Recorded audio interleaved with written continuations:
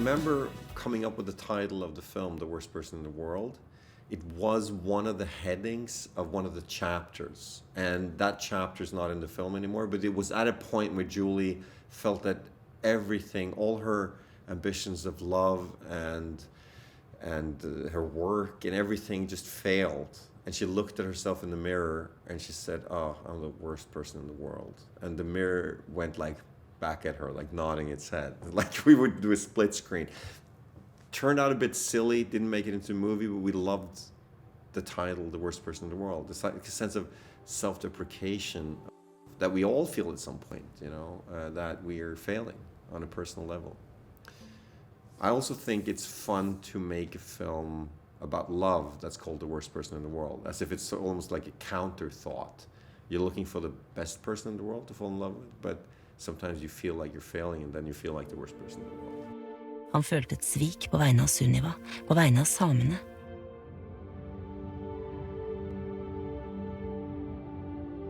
Han følte seg som verdens dårligste menneske, men greide ikke stå imot.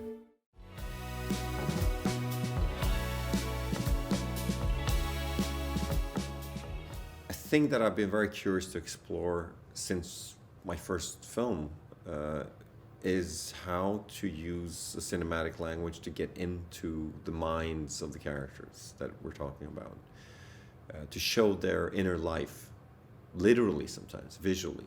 There are sequences of montages in almost all my films where we're following kind of almost stream of consciousness, maybe led by a voiceover, sometimes not, where we're trying to trace thinking. What is the character thinking about specifically?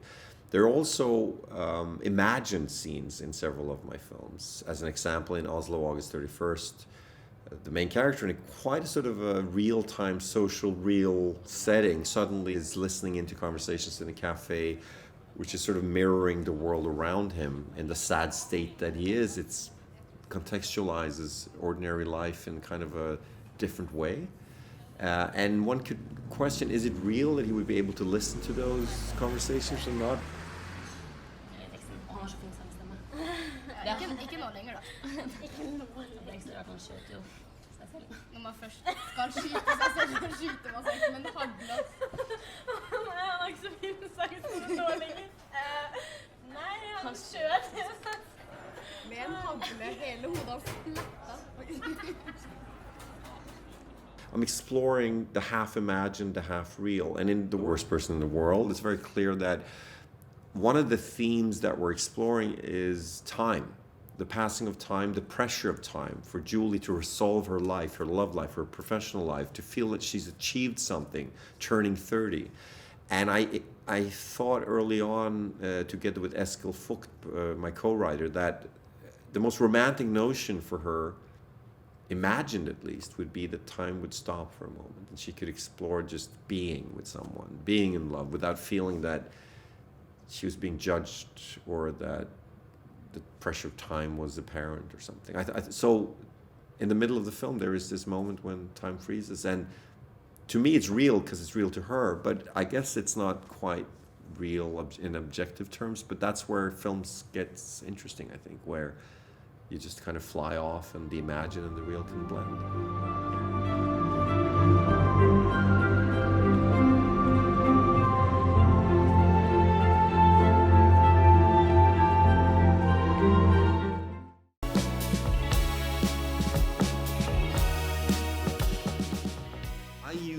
Narration sometimes, and I think there's a similarity between Reprise and The Worst Person in the World.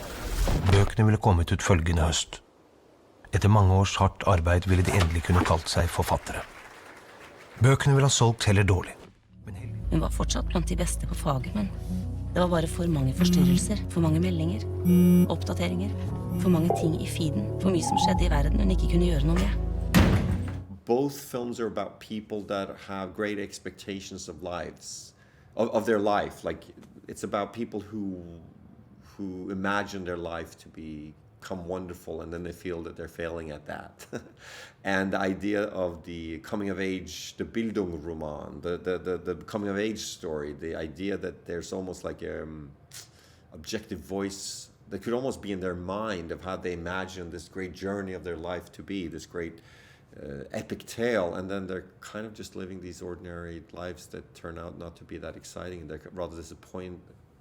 And I try to use narration in different ways to also play around with that sense of self-observation in the characters, if that makes sense. Almost like a third eye or a third voice, in lack of a better term.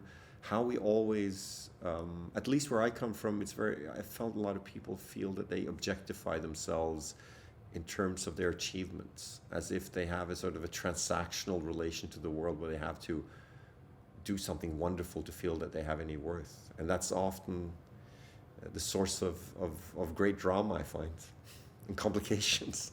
Jeg husker at snøen akkurat hadde lagt seg. Jeg husker ingen som ikke røyka. Jeg husker han insisterte på at melankolsk var et mye kulere ord enn nostalgisk. Jeg husker vi hadde enormt med tid.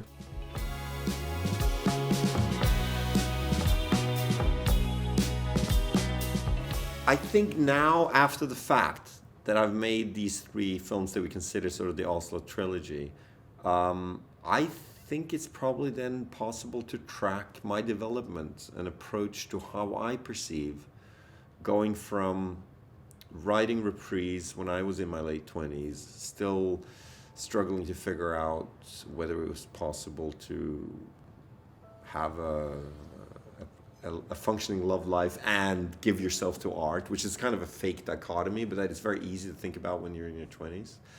And then moving forward through the crises of feeling that nothing makes any sense in the 30s into Axel's character in his 40s who wants to settle down and realize that there is a need to have something outside of art and that balance is quite possible. Then maybe having succeeded a bit more than when I wrote the guys in the Reprise. And not thereby saying I am either of those characters specifically, but there's a development of understanding about what the process of being a creative person is that Eskil and myself and the rest of the team, and Anders, who plays many of these characters during these films, have developed through time, you know. So I guess I am very interested in that balance. I talk to a lot of young people that I work with or friends that are like, but having a child, will that, you know, ruin my artistic sensitivity or my time and my attention? And it turns out great artists can also have children and still create good art, but nothing is easy, you know. Everything affects everything in one way or another. So I'm trying to talk about characters who are dealing or struggling with these themes throughout those films, and I believe now, hopefully, that we can see those films in a connected development around those themes somehow. Du sammen med en som mye yngre enn deg. Da henger du etter dem på sånt. Sånn det bare. Ja, du blir jo snart 30 da, så det jo ikke helt feil alder å få barn I. Altså, jeg 44, og jeg vil komme I gang med resten av livet mitt med deg. Det har egentlig ingenting med de folka her å gjøre. Jeg bare føler at du går rundt og venter på noe. Jeg skjønner ikke hva det lenger. Hallo! Ja, men faen. Jeg ville ikke inn I det her. Virkelig ikke.